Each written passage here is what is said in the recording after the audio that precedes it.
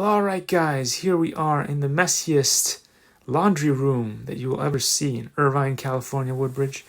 But anyway, as you can see here, we have there's four 3D printers, but only three of these are resin printers.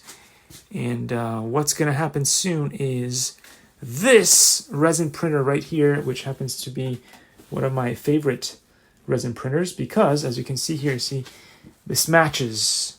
You've got the this one, which is not a resin printer, and this one from the same company. Also, this one is actually a resin printer.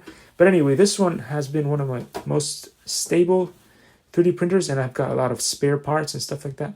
And I'm planning to give this one to my buddy Russell. Yeah, so that he can do some cool things with 3D printing and learn how to, Likey